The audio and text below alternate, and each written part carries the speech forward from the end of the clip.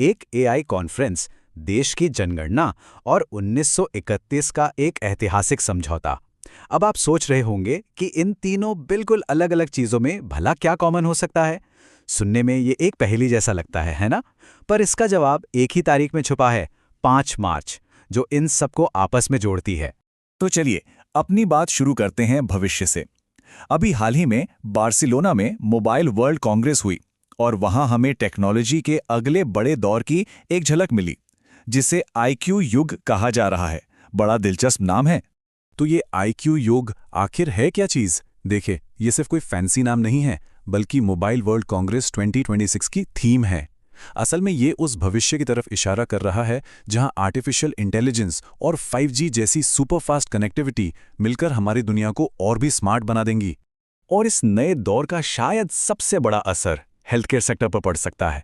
सोचकर देखिए, एआई बीमारियों का पता बहुत जल्दी लगा सकता है, हर मरीज के लिए उसके हिसाब से इलाज तय कर सकता है और नई दवाइयां खोजने में भी तेजी ला सकता है।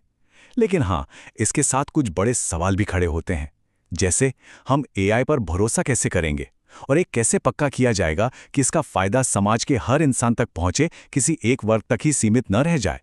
तो ये तो हुई दुनिया की बात। अब लौट कर आते हैं भारत पर और ये देखते हैं कि आज वो कौन से ठोस कदम उठाए जा रहे हैं जो आने वाले कल का भारत बनाएंगे। ये जो नंबर 10 आप देख रहे हैं, ये भारत के टेक फ्यूचर के लिए एक बहुत बड़ा मील का पत्थर है। ये उन 10 बड़ी पहलों को दिखाता है जो भारत को एक ग्लोबल सेमीकंडक्टर हब बनाने के लिए शुरू की गई हैं। इसमें मेक इन इंडिया को एक बिल्कुल नए लेवल पर ले जाने की ताकत है। अब देखिए, किसी भी देश को भविष्य के लिए अच्छी प्लानिंग करनी हो तो सबसे पहले क्या चाहिए? अपने आज की सही जानकारी। और यहीं पर जनगणना 2027 की अहमियत सामने आती है। ये पूरा प्रोसेस 2 फेज में होगा।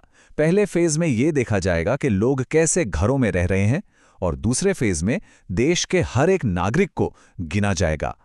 मतलब पहले फेज में ये पता चलेगा कि भारतीय परिवार कैसे रहते हैं, उनके पास बेसिक सुविधाएं हैं या नहीं। और फिर दूसरे फेज में हर एक इंसान की डेमोग्राफिक, सोशल और इकोनॉमिक जानकारी इकट्ठा की जाएगी। ये जो डेटा मिलेगा ना, ये भविष्य में बेहतर पॉलिसी बनाने और देश के विकास को सही दिशा देने के लिए बेहद कीमती होगा। चलिए अब थोड़ा टाइम में पीछे चलते हैं, आज से अतीत की ओर। 5 मार्च की तारीख हमें भारत की आज़ादी की लड़ाई के एक ऐसे अहम मोड़ पर ले जाती है जिसने इतिहास का रुख ही बदल दिया था। 5 मार्च 1931, ये एक बहुत ही ऐतिहासिक तारीख थी।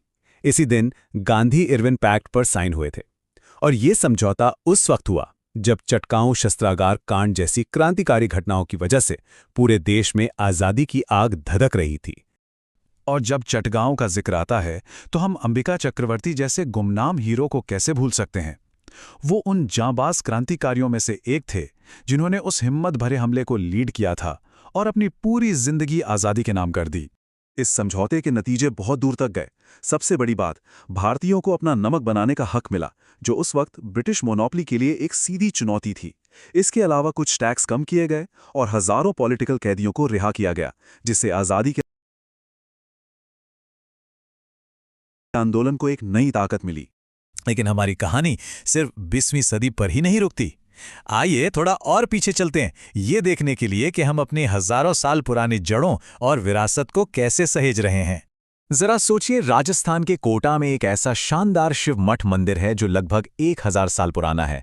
ये 10वीं और 11वीं सदी की आर्किटेक्चर का एक बेहतरीन नमूना है। और अच्छी बात यह है कि 2008 से हमारा आर्कियोलॉजी डिपार्टमेंट इस अनमोल धरोहर को सहेज रहा है, ताकि आने वाली पीढ़ियां भी हमारे गौरवशाली अतीत को देख सकें।